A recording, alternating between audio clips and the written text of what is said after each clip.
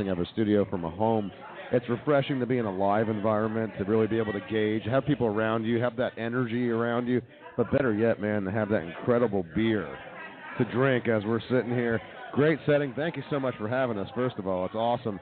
And, Francis, your story is uncanny. I mean, I remember a couple of years ago talking to your buddy Bobby, home brewing at his house.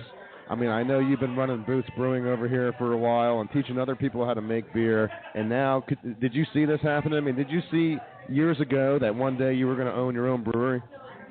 I dreamt about it. I probably talked a lot about it because I started brewing. I hate to say I kind of knew I would, but it's been a long road, and it's just pieces coming together, and it's all about bringing the right people together.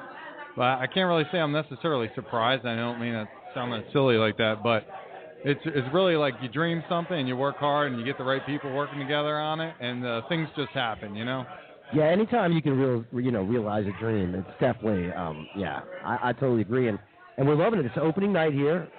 It's packed. This is exciting. I mean, I didn't think it would be like this. I actually started thinking I was going to brew a batch of beer while everyone's here and then squeeze everything in, and I quickly realized I couldn't leave the back of that bar, and that to me is exciting because I never thought I'd be bartending. That's a good problem to have for you. I mean, and that's the thing, guys. If you guys out there listening, every Friday, 7 to 9, we'll be here broadcasting. But these guys are going to be open. Tell everybody about your hours and where they can find you. All right, we're in the corner of we're in Falkenberg and 60, north of Woodbury, over by Taco Shack or Taco Shed. Taco Bus. Taco Bus. Thank you. There you go. I eat there a lot. I can't remember the name, but kind of we're easing into the hours right now, and I think Bobby wants to throw everything wide open. I'm on the side trying to be careful, make sure we brew enough beer. So I don't want people coming in and be like, I have a line around the room and I don't have enough beer for everybody. So you talk about brewing beer. This brewery's now online. Yeah. What are your projections, Francis, in terms of how much beer ESB Brewing can generate right now? I mean, where do you guys think you're going monthly on this?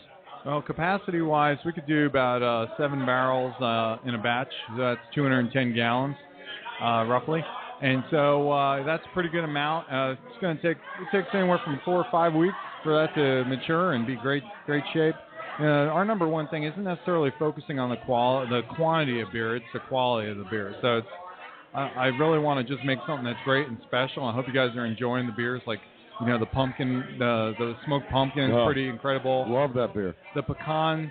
The pecan pie beer that we brewed. Drinking that right now, my friend. That is, we only have 1 keg of it, so we didn't make it all. I'm talking to Leslie. She's my head brewer working for me, and I'm do a lot of the brewing too. So it's just trying to get that going, I really think we can ramp up, and we do those batches. I want to brew twice a week, about 210 gallons. That's 7 barrels, and that will really get us going. But I really want it, we can control the quality real well in this tasting room, and then we can start distributing it. So it's all based on what we can do within our area of quality. Expertise. Yeah. When you speak of the pumpkin ales and the pecan, is that actually an ingredient? Yeah, it sure is. So the pumpkin beer you guys drink in, we actually smoke the pumpkin. Something different. I mean, everyone makes a pumpkin beer most of the time. Some pumpkin beers don't even have pumpkin in them. It's just pumpkin spice. Mm-hmm. You probably had some that were like a thin brown ale with a lot of pumpkin spice and mace and cinnamon and nutmeg in it. So what we did here was we actually took a whole bunch of pumpkins. I quartered them and gutted them and stuck them in my smoker and smoked them with some. I think I used apple wood or something. Just smoked them for about 2 hours. So it picked up that smokiness flavor to it, and then we just brewed a nice porter and actually mashed in all those pumpkins into that flavor. So you get that smoky pumpkin-y flavor, and then we didn't want to go heavy with the spice. We do that real light. But it strikes you when someone pours you a pint of that, and you bring it up to your nose, you bring it up to your mouth to drink it, that smoky overtone to it, it really kicks in. You get that olfactory experience with it right before you get that taste experience. And as you know, I mean, as a guy that's brewing beer, it's a combination of the taste and the olfactory experience with it all. That aroma, it just sets you off right before you're about to drink it. And the pecan, I've been drinking this today, got that nice little hint have sweetness to it, but it's not overpoweringly sweet. You know what I mean? Right. And that's the thing is, like you said, quality, versus quantity. And, look, I'm not kissing up with you just because you're, doing the show with us. No, this beer is quality. And that's the thing is before we decided to do this show with you guys, before you guys came to us and we were talking, we were always doing beer calls because we're huge fans of craft beer, man. We love it. And this is the perfect fit. It's the two puzzle pieces together, trying to do some good radio, but when you're surrounded by this phenomenal beer, what a pleasure. And, I mean, hey, one of the stories I found most fascinating, Francis, was the story about the honeybee, honeybee light. Yeah. And tell the people out there how honeybee light came to be and why it's called honeybee light. Yeah, so let me give a little background here. So any of the home brewing fans out there would probably be interested in, definitely, yeast. Everyone's into buying yeast packets, and it's already pre-made, comes from a laboratory. And, everyone's like, oh, one of the big things about brewing is you got to ferment it at around 68 degrees. Now, I've basically lost everyone who doesn't brew, but it's all right. But I don't know if you've ever tasted a beer and you start getting off flavors in that beer. It has a lot to do with how that beer ferments at what temperature. So, okay, back to the wild yeast. I kind of had this theory. I'm like, evolution's been going on all around us. We got yeast all around us. And, this yeast is living on orange trees and everywhere all around us. So what we did was just did a little experiment. We took some wort, which is basically beer before it's fermented with yeast, and we put some cups out all over the place. And we put about 4 cups out in the back of our brewery.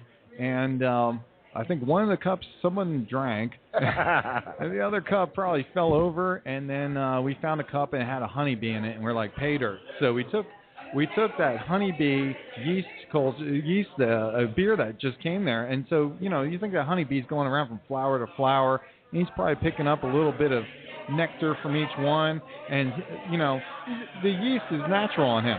So what we did was we recultured that. We just made a really light beer, poured a little sample in it, and in a small volume, and kind of just recultured it 3-4 times, and then we noticed it had a pleasant flavor and a pleasant smell.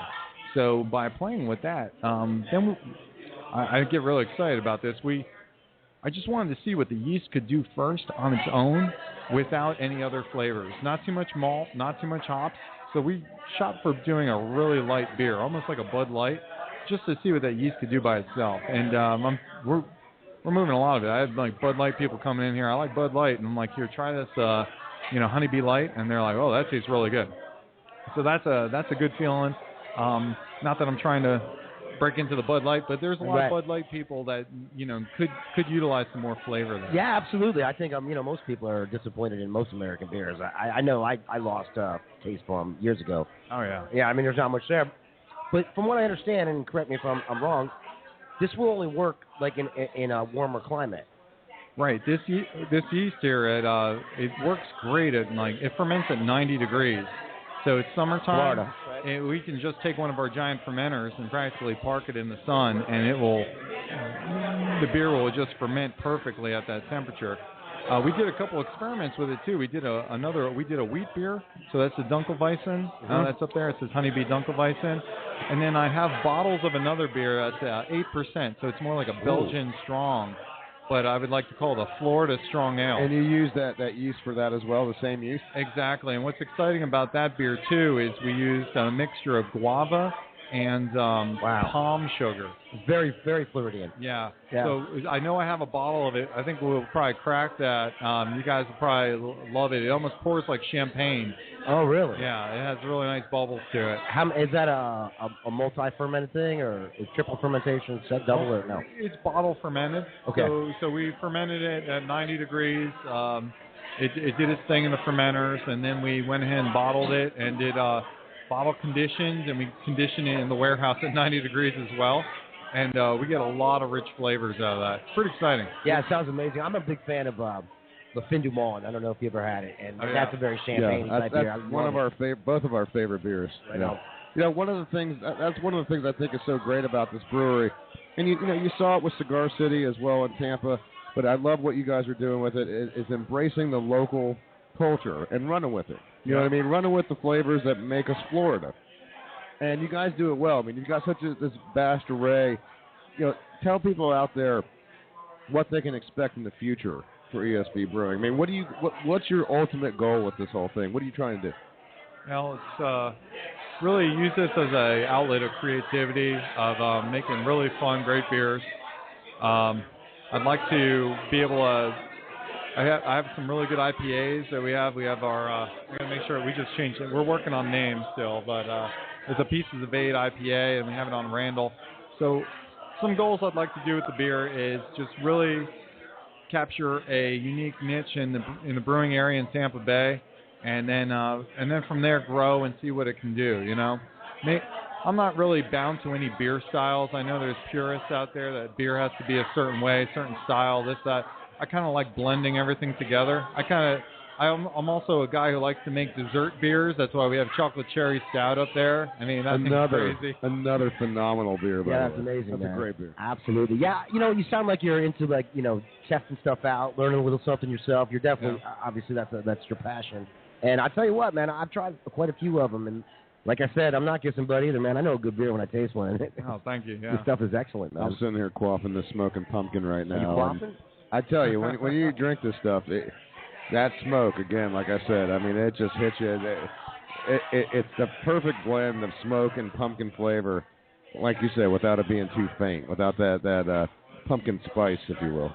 I can take a lot of credit for it, but I think also Leslie will take a lot of credit for it as well because she's my head brewer. But what's great about working with someone who's on the same page as you is I can say, I want a beer that will do this and balance this and hold that, and you get what you're asking for, as well as, it's like we can actually brew where I'll hand off to her, because the brewing process isn't one day. It goes on. Yeah. And I understand that she's, one of 6 or 7 female brewmasters in the entire country. Is that correct? Yeah.